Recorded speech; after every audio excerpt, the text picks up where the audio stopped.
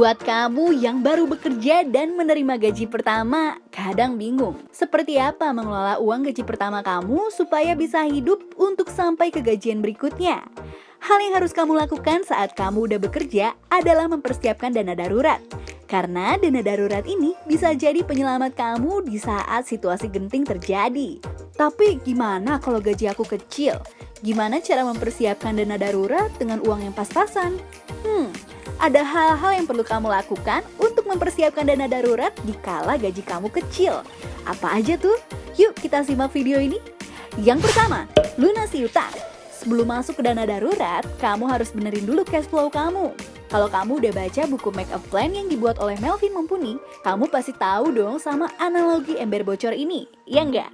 Ya, tepat sekali. Kalau kamu mau mencapai tujuan keuangan kamu, dalam kasus ini, mengumpulkan dana darurat, ada dua cara yang bisa kamu lakukan. Yang pertama, bisa menambal ember bocor tersebut, atau yang kedua, menambah air yang sangat banyak.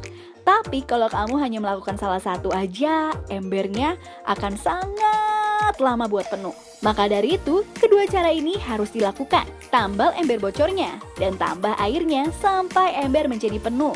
Oke, ember ini diibaratkan seperti dompet kita. Kebocoran yang ada dianalogikan sebagai utang-utang yang kita miliki.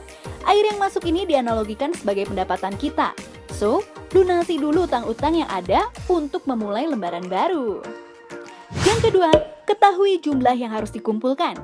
Jangan menjadi petinju yang sembarangan memukul atau menjadi pelari yang berlari tanpa tahu garis finishnya. Ketahui berapa dana darurat yang harus kamu kumpulkan. Coba hitung lagi berapa pengeluaran per bulan kamu. Sesudah itu kalikan 6 kali kalau kamu masih single. Kalau kamu udah menikah dan punya pasangan, maka kalikan 9 kali. Kalau udah punya anak, bisa dikalikan sebesar 12 kali. Nah, kamu yang mana? Kalau udah tahu berapa dana darurat yang harus kamu kumpulkan, jadikan itu sebagai tujuan. Masukkan tujuan keuangan kamu ke aplikasi Finansialku. Di sana kamu akan tahu sudah berapa persen proses kamu untuk mencapai tujuan keuangan kamu. Kalau kamu masih bingung, kamu bisa banget buat tanya ke perencana keuangan yang udah tersertifikasi. Kalau misalnya aplikasi ini bermanfaat buat kamu bisa upgrade premium dan gunakan kode promo Top5Finku. Ayo sekali lagi, gunakan kode promo Top5Finku buat mendapatkan diskon 10%. Yang ketiga, buat sistem. Mengumpulkan dana darurat bukanlah hal yang bisa dilakukan dalam 1 bulan aja. Perlu berbulan-bulan, bahkan bertahun-tahun untuk mengumpulkan dana ini.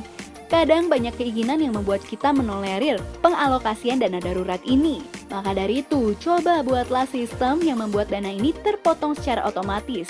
Gak ada kontak langsung dengan uang tersebut dan gak ada alasan buat bolong-bolong menabung dana darurat ini.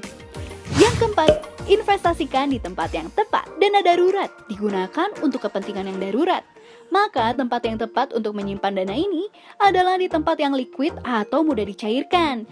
Jadi saat terjadi apa-apa, dana ini mudah dicairkan.